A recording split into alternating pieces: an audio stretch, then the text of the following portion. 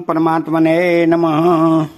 पूर्व श्लोक में वर्णित तत्व को जो पुरुष यत्न करने पर जानते हैं उनमें क्या विशेषता है, और जो यत्न करने पर भी नहीं जानते उनमें क्या कमी है, इसको आगे के श्लोक में बताते हैं। तयतन्तो योगिनश्चैनं पश्यन्त्यात्म न्यवस्थितं यतन्तो अप्यकृतात्मानो नयनं पश्यन्ते चेतस। यतन्तो योगिनश्चैनं पश्यन्ति, यहाँ योग्न है पद उन सांख्ययोगी या साधकों का वाचक है जिनका एकमात्र उद्देश्य परमात्मा तत्व को प्राप्त करने का बन चुका है। यहां यतन्तः पद साधक परक है। भीतर की लगन जैसे पूर्ण किए बिना चैन से न रहा जाए, यत्न कहलाती है। तो जिन साधकों का एकमात्र उद्देश्य परमात्मा तत्व को प्राप्त करना है, उनमें असंगता, निर्ममता और निष्कामता स्वतः आ जाती है। उद्देश्य की पूर्ति के लिए अनन्य भाव से जो उत्कंठा, तत्परता, व्याकुलता, विरह युक्त चिंतन, प्रार्थना एवं विचार साधक के हृदय में प्रकट होते हैं, उन सबको यहाँ यतन्तः पद से के अंतर्गत समझना चाहिए। जिसकी प्राप्ति का उद्देश्य बनाया और जिसकी विमुखता को यत्न के द्वारा दूर किया, उसी तत्व का योगी जन अपने आप में अनुभव करते हैं। तो परमात्मा के पूर्ण सम्मुख हो जाने के बाद योगी की परमात्मा तत्व में सदा सहज स्थिति रहती है। यही पश्यन्ति पद का भाव है।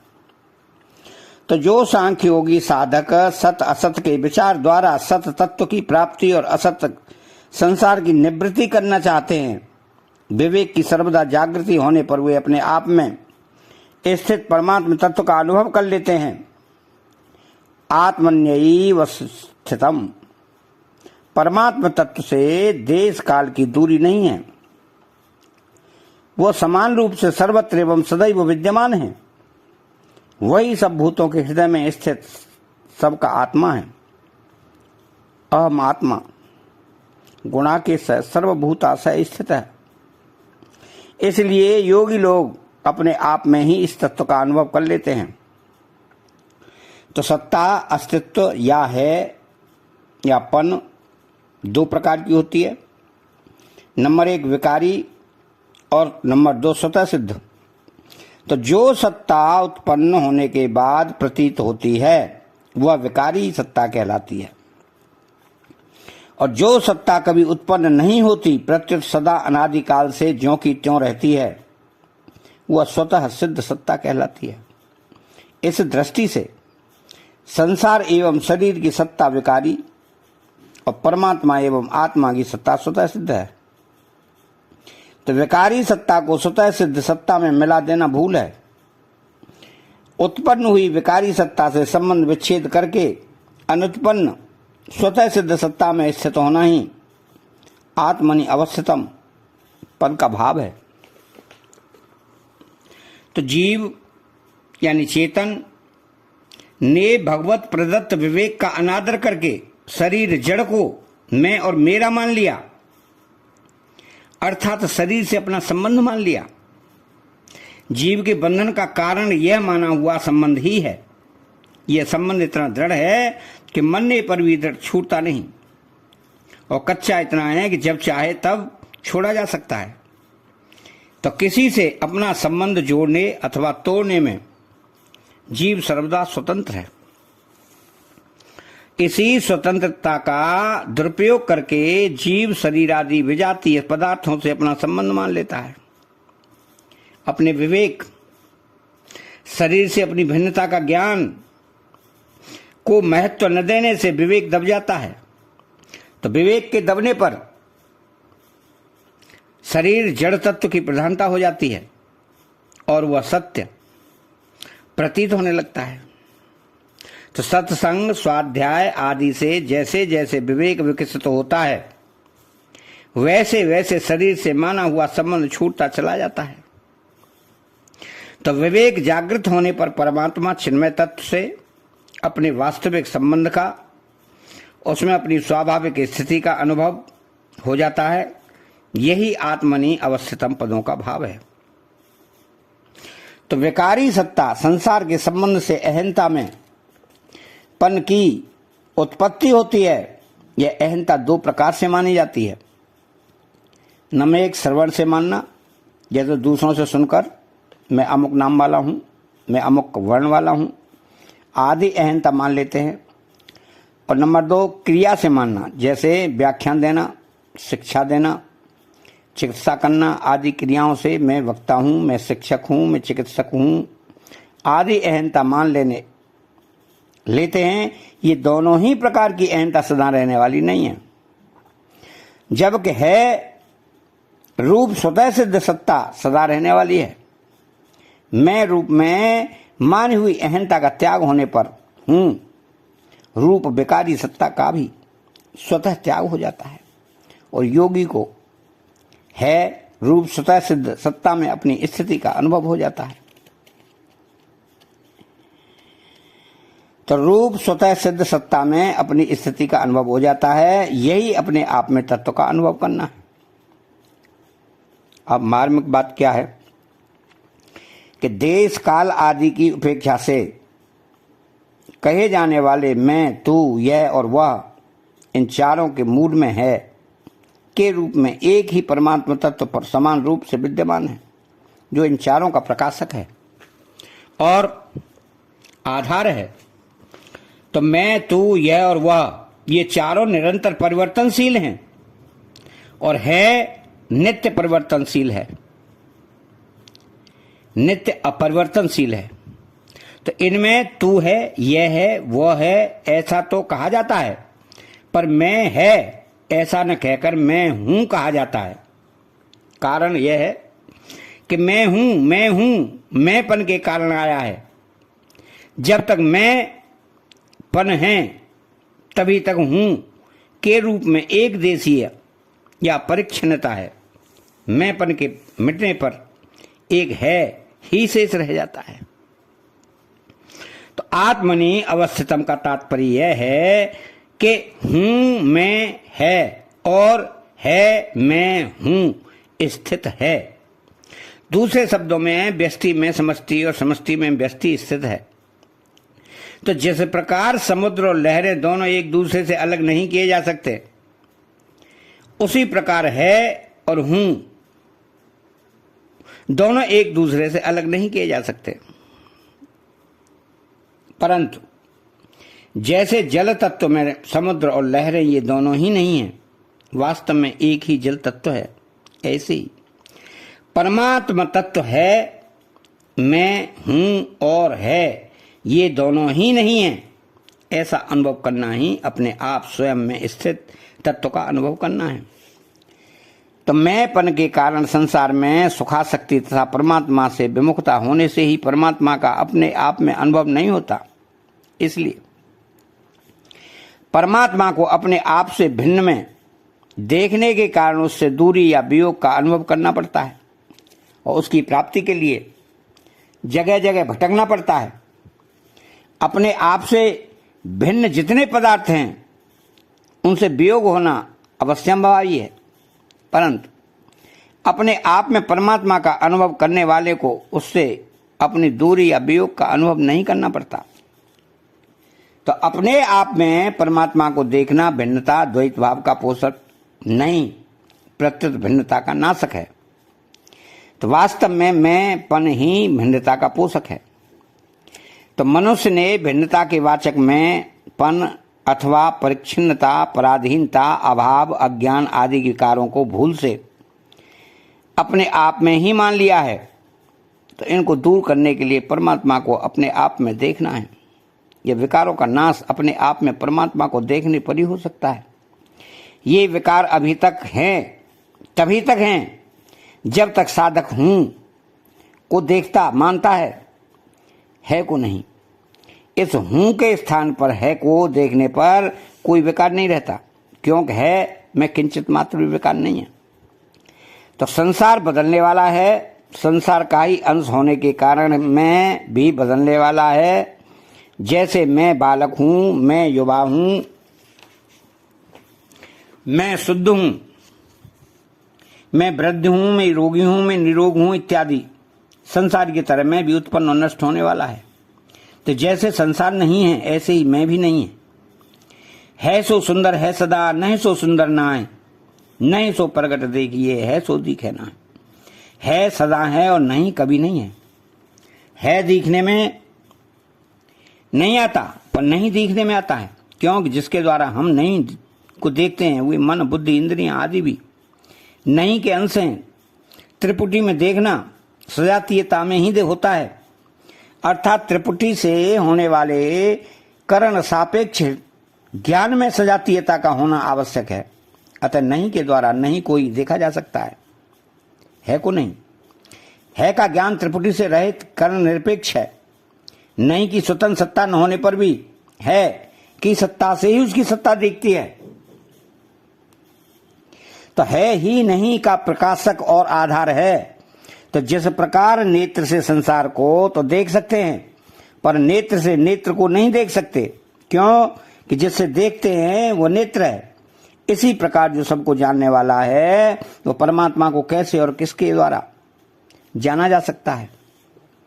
तो विज्ञातार मरे के न विजानीयान,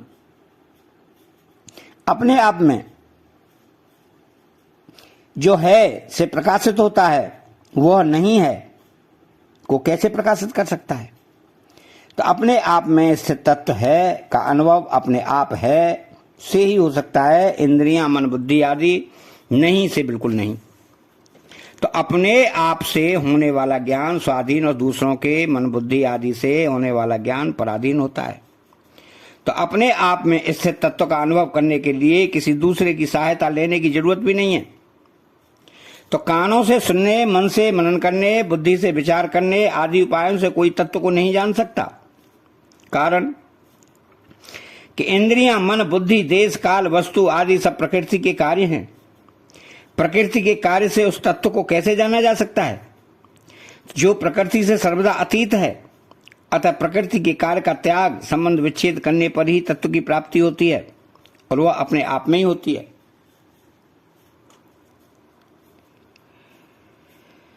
तो साधक से सबसे बड़ी गलती यह होती है कि वह जिस रीति से संसार को जानता है उसी रीति से परमात्मा को जानना चाहता है, परंतु संसार और परमात्मा दोनों को जानने की रीति एक दूसरे से विरुद्ध है।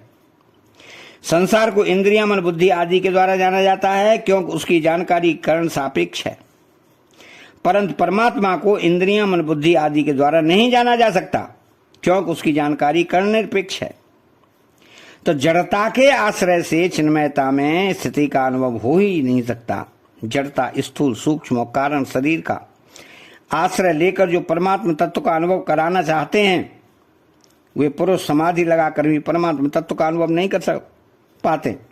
क्यों कि समाधि भी कारण शरीर के आश्रित शरीर है। तो जो परमात्मा को अपनाता अपने को परमात्मा का जानते हैं वे ज्ञान रूप नेत्रों वाले योगी लोग शरीर इंद्रियां मन बुद्धि आदि से अपने को अलग करके अपने आप में स्थित परमात्मा तत्व का अनुभव कर लेते हैं। परंतु जो शरीर को अपना और अपने को शरीर का मानते हैं वे विमूढ़ और अकृतात्मा पुरुष शरीर इंद्रियां मन बुद्धि आदि के द्वारा यत्न करने पर भी अपने आप में स्थित परमात्मा तत्व का अनुभव नहीं कर पाते।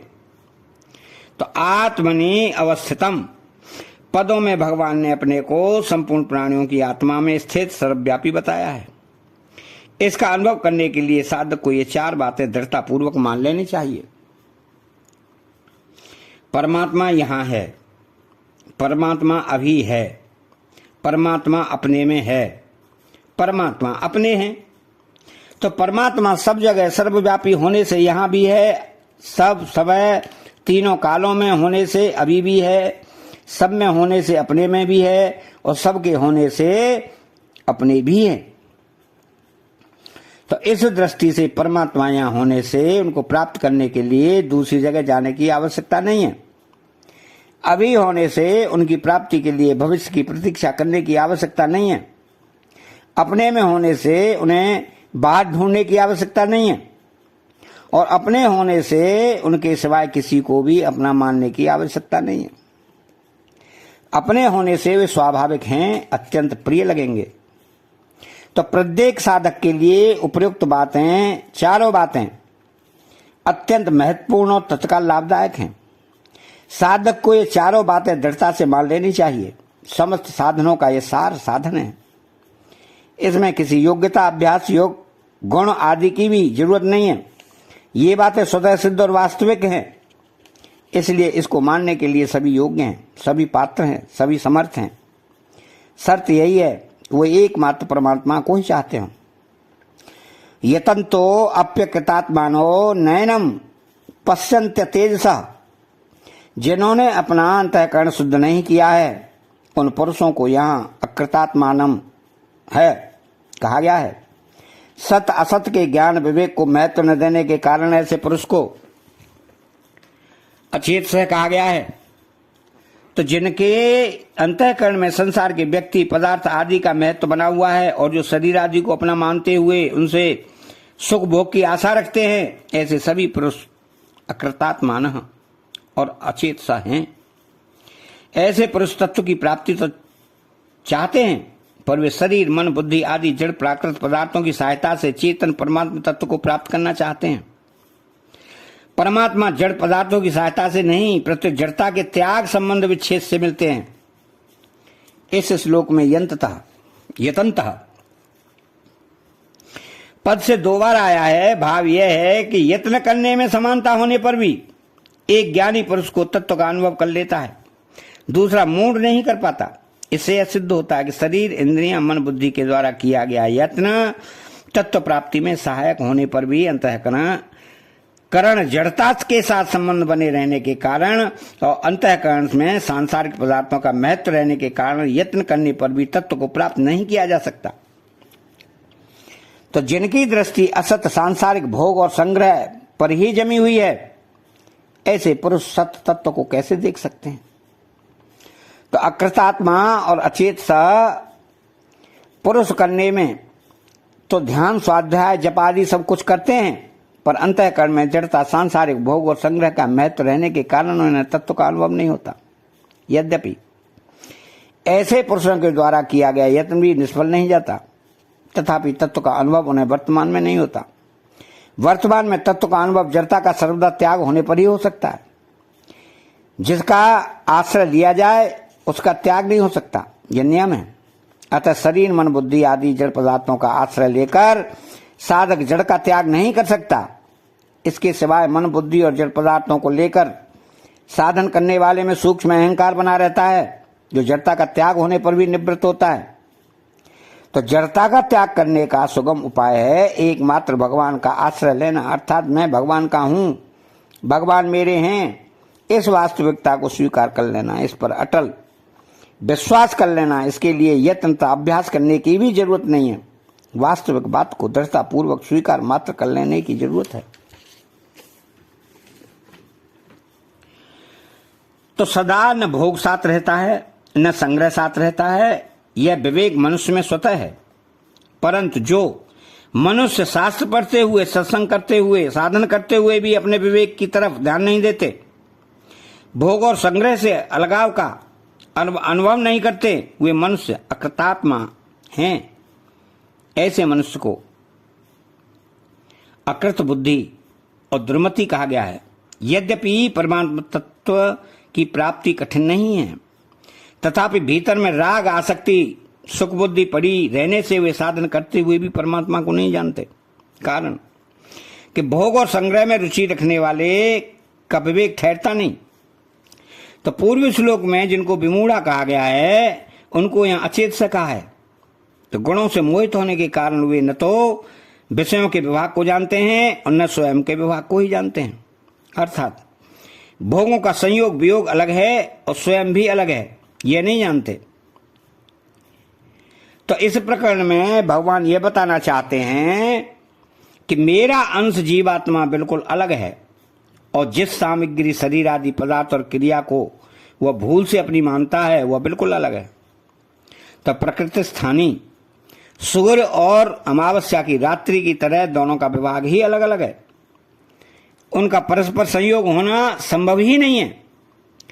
तो उपर्युक्त जड़ और चेतन दोनों के विभाग को सर्वदा अलग अलग देखता है, वही ज्ञानी और योगी है।